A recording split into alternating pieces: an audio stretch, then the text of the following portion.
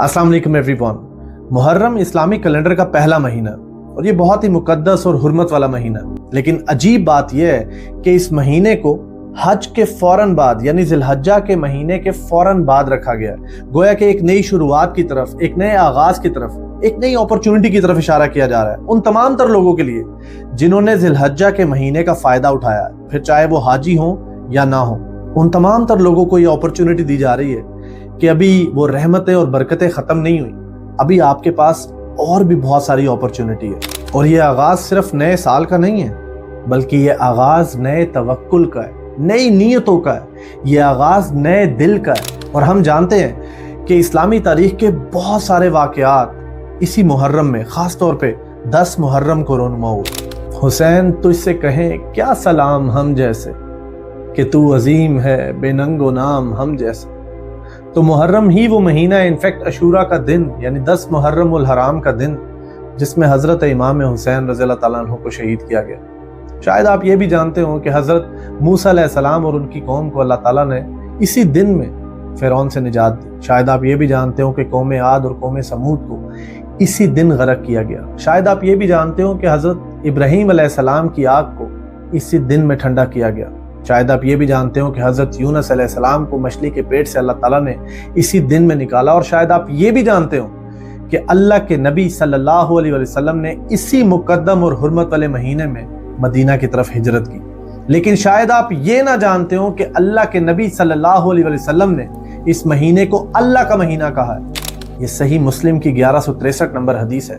जानते हैं अल्लाह के महीने के होने का मतलब क्या है? जब हम कहते हैं किताबुल्लाह, तो दुनिया की तमाम तर किताबें एक तरफ और अल्लाह की किताब यानी कुरान मजीद एक तरफ। जब हम कहते हैं बैतुल्लाह, तो दुनिया की तमाम तर मस्जिदें और उनकी हुर्मत और उनका मुकाम एक तरफ और अल्लाह के घर का मुकाम यानी खाना काबा का यानी बैतुल्लाह का मुकाम एक तरफ। जब हम कहते हैं नबीउल्लाह, तो कायनात के तमाम तर पैगंबर और अंबिया एक तरफ और नबी अक़दस सल्लल्लाहु अलैहि वसल्लम की हुर्मत, उनका मुकाम, उनका मर्तबा एक तरफ।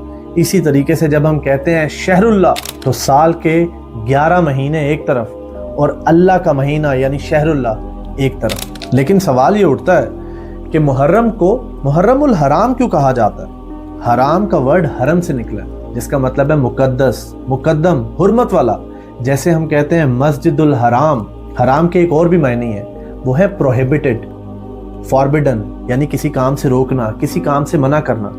अल्लाह ताला फरमाते हैं सूरह तौबा में आयत नंबर 36 में कि जब से ये कायनात बनी, जब से ज़मीन और आसमान बने, महीने 12 ही हैं और इनमें 4 महीने हुर्मत वाले हैं। इसीलिए तुम्हें चाहिए कि इनमें अपनी जान पर जुल्म ना करो।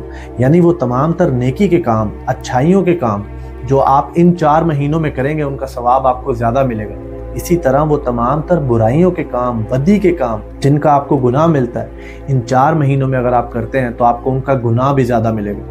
और जो 4 महीने हैं हुर्मत वाले, वो कौन से?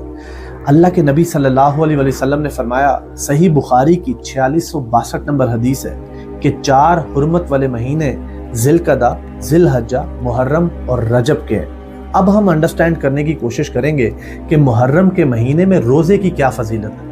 अल्लाह के नबी सल्लल्लाहु अलैहि वसल्लम ने फरमाया, सही मुस्लिम की 2755 नंबर हदीस है कि रमज़ान के फ़र्ज़ रोज़ों के बाद सबसे ज़्यादा फजीलत मुहर्रम के रोज़ों की है। अल्लाह के नबी सरवर कायनात हुज़ूर अक़दस सल्लल्लाहु अलैहि वसल्लम ने फरमाया, सही मुस्लिम की 2747 नंबर हदीस है कि अशूरा के दिन का रोज़ा यानी 10 मुहर्रम के दिन का रोज़ा पिछले पूरे साल के गुनाहों के कफ़ारे के लिए काफ़ी। यानी अगर आप एक दिन का रोज़ा रखेंगे तो आपके पिछले पूरे साल के गुनाहों को माफ़ कर दिया जाएगा। और जब नबी सल्लल्लाहु अलैहि वसल्लम को पता चला कि यहूदी भी ये रोज़ा रखते हैं, और वो इसलिए रखते हैं क्योंकि इसी दिन हज़रत मूसा अलैहिस्सलाम और बनी इसराइल को अल्लाह ताला ने फ़िरौन से निजात दी, तो अल्लाह के नबी ने कहा कि हमारा हक हज़रत मूसा अलैहिस्सलाम पर यहूदियों से कहीं ज़्यादा, हम भी 10 मुहर्रम का रोज़ा रखेंगे।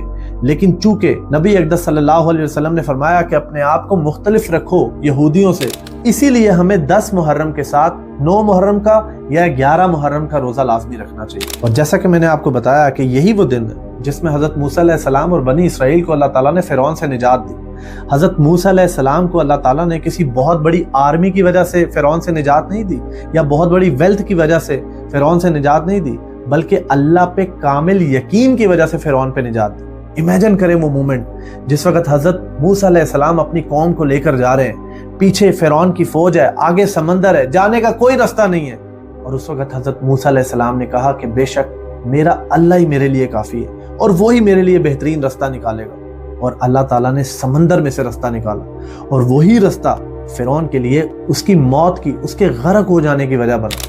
ہو سکتا ہے کہ آج کے دور میں آپ کے لیے وہ سمندر آپ کا قرضہ ہو جو آپ کے اوپر چڑھ گیا، ہو سکتا ہے آپ کے ڈپریشن کی وجہ آپ کے آس پاس کا کوئی فرعون ہو سکتا ہے آپ کا نشہ یا لت کا لگنا آپ کے لیے اس وقت فرعون کی طرح ہو۔ اللہ تعالیٰ پہ کامل یقین کریں، اللہ تعالیٰ کو کامل یقین کے ساتھ اسی دن پکاریں، اللہ تعالیٰ ضرور آپ کو اس قسم کے فرعونوں سے نجات دیں گے، اور آپ کے لیے جو آپ کی مشکلات کا سمندر بنا ہوا ہے اس میں سے راستہ ضرور نکال کے دیں گے۔ تو میں آپ سب سے ہمبل ریکویسٹ کروں گا کہ اس حرمت والے مہینے کا بھرپور فائدہ اٹھائیں۔ میں کئی ایسے لوگوں کو جانتا ہوں جو پچھلے سال محرم میں ہمارے ساتھ ہمارے درمیان موجود تھے، لیکن آج وہ ہم میں موجود نہیں ہیں، گویا کہ پچھلا محرم ان کی آخری اپرچونٹی تھی۔ ہو سکتا ہے یہ محرم ہم میں سے کئیوں کی آخری opportunity.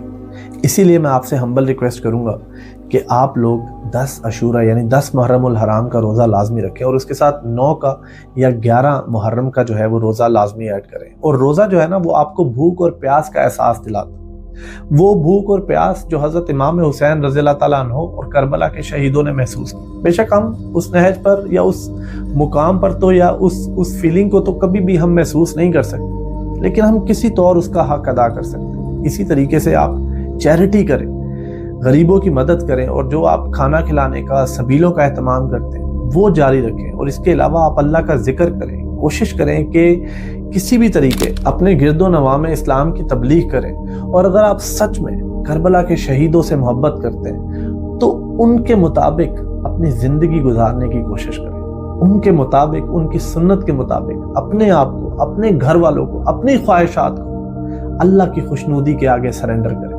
Thank you so much.